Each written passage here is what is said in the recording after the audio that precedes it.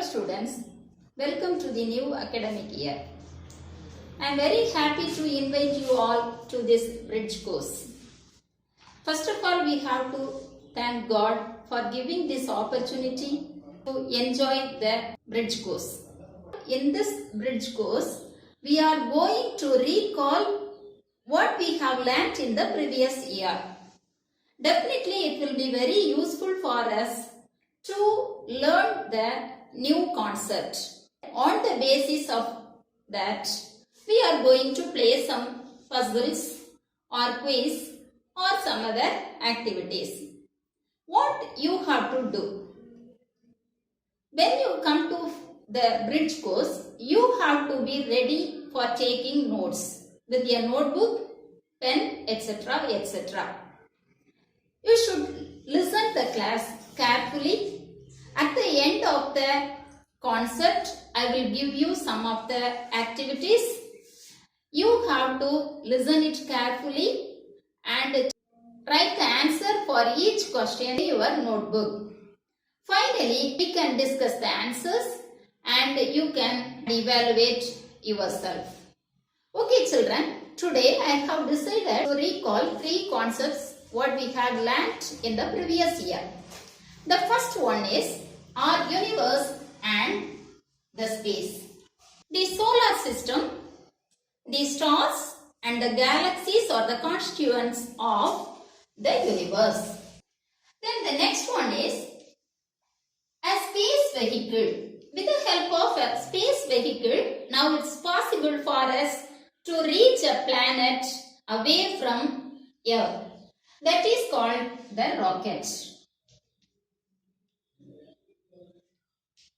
How does a rocket work? How does a rocket work? A rocket has a propellant, a liquid propellant that is a fuel of the rocket. By burning the liquid propellant, the rocket is pushed towards the atmosphere. India has developed Indian Space Research Organization in 1969. After that, we have achieved a lot in the field of space science. Mars is the 4th planet from the Sun and it is the 2nd smallest planet in the solar system. ISRO has developed many important satellites and which are the milestones of ISRO. Example, Chandrayaan 1, Mangalyaan and Chandrayaan 2. These are the milestones of the ISRO. Now let us play some puzzles. Let's start the puzzle. The first one is, I am a space vehicle with a very powerful engine and I am designed to carry people or equipment beyond the earth. Can you guess? Who am I?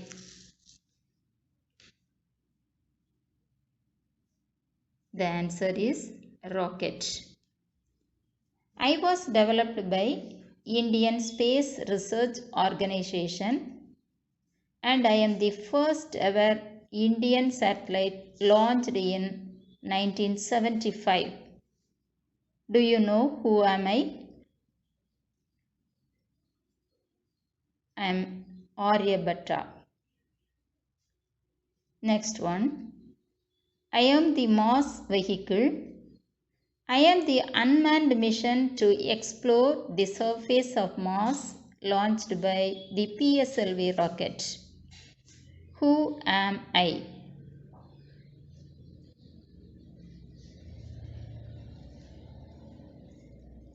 I am Mangalyaan. Next one. I am the only natural satellite of the Earth. I do not have my own light, but I reflect the sunlight. Who am I? The moon. Next, I am the first Asian country to reach Mars and the first Asian nation in the world who could achieve in the first attempt itself. Who am I? India. Next, we are going to discuss about organization of life. Living organisms are made up of different types of cells. Living organisms are made up of different types of cells.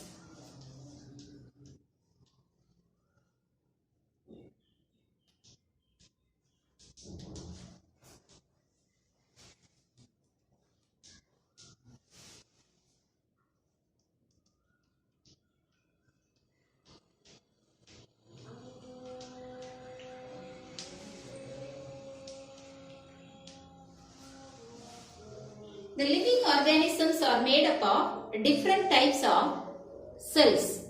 The cells are the structural and functional units of living organisms. What are the cells? Cells are the structural and functional units of organisms.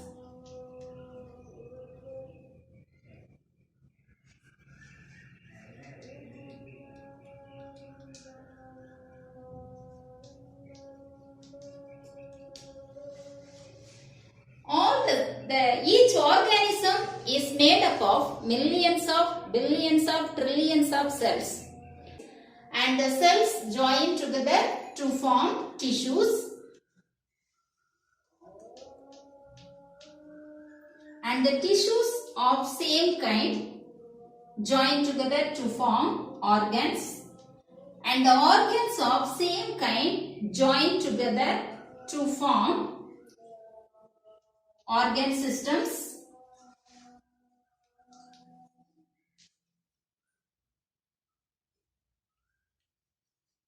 And the organ systems form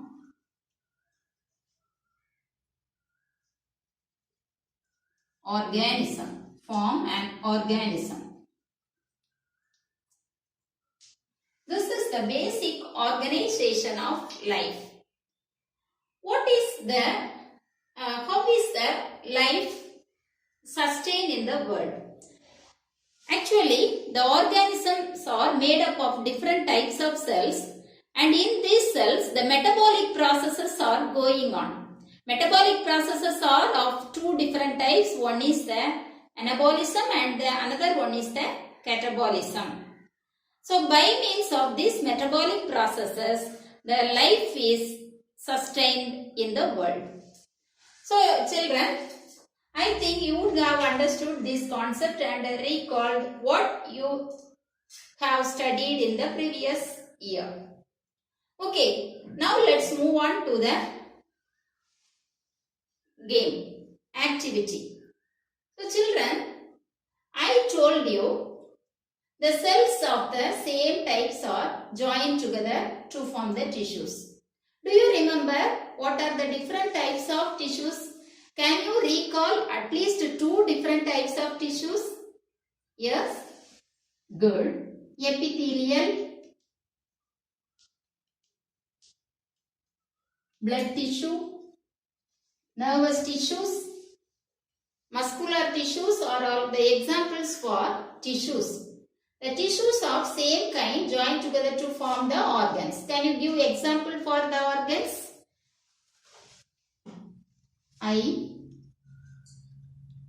ear, heart, lungs, etc. are the organs. Can you give the examples for the organ systems? There are different types of organ systems in our body. They are the muscular system, nervous system, excretory system, circulatory system, respiratory system, digestive system, and so on. So, on the basis of this concept, I am going to show you some pictures. You have to identify the name of the picture and write the correct answer within 5 seconds in your notebook. Okay, are you ready? The next session is identifying the pictures. The first picture is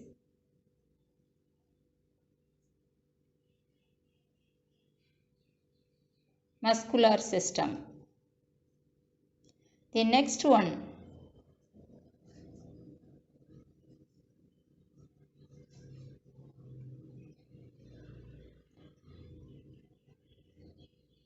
the digestive system, which helps to digest the food materials.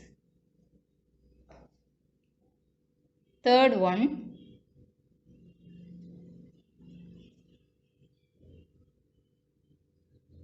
circulatory system.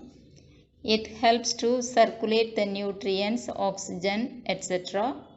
and collect the waste materials.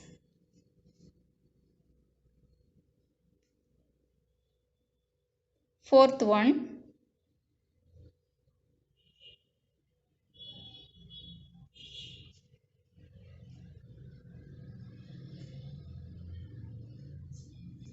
skeletal system. It gives strength to the body. The final one is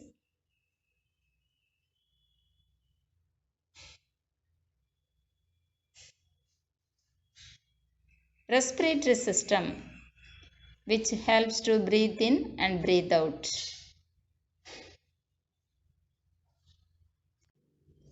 Okay children, I think you would have identified the different organ systems shown by us. Okay, let us move on to the next concept. The next concept I am going to discuss is the crop production and management. Children, do you know India is a large country with a dense population. India is a large country with a dense population. Day by day, India's population is increasing in an alarming rate. So, on the basis of increasing population, we have to increase our production, food production also, to meet the necessities of the increasing population. So, that different types of crops are grown in India. On the basis of the seasons, the crops are divided into kharif crops,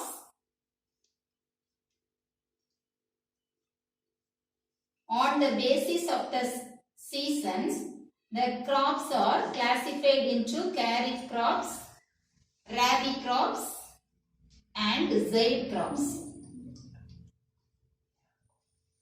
The kharif crops are grown in the rainy season. Rabi crops are grown in winter. And the zaid crops are grown in summer. The different types of crops are grown. Besides this classification, there are some other classifications of the crops are also there.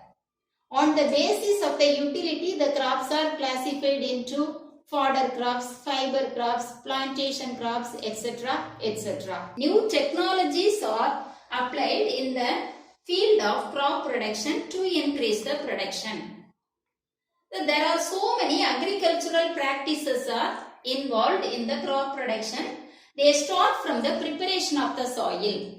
The soil is prepared well for cultivation. After that, the seeds are sown in the soil. Then the fertilizers are added. The soil is irrigated properly. The crops are protected. Then the crops are ready for harvesting. Then the harvested crops are stored safely in godowns. So these are the basic agricultural practices. Some of the developments can be seen in the irrigation also. So basically, in olden days, the seeds were sown by hand. But nowadays, the seeds are sown with the help of seed drill or dibbling, etc. So by means of these methods, the production can be increased definitely. Similarly, the irrigation. Drip irrigation and sprinkler irrigations are the modern methods of irrigation for increasing the food production. The drip irrigation is very important irrigation system. It is a very effective system also. The seed bank is a place where the seeds are stored to preserve the genetic diversity. The seed balls.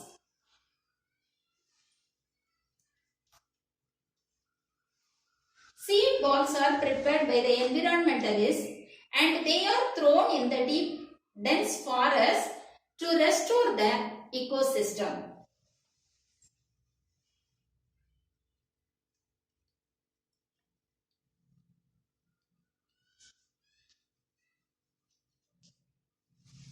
The seed balls are made to restore the ecosystem.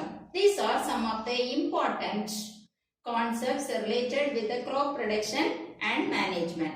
Children, I think you could have recalled the concepts studied already.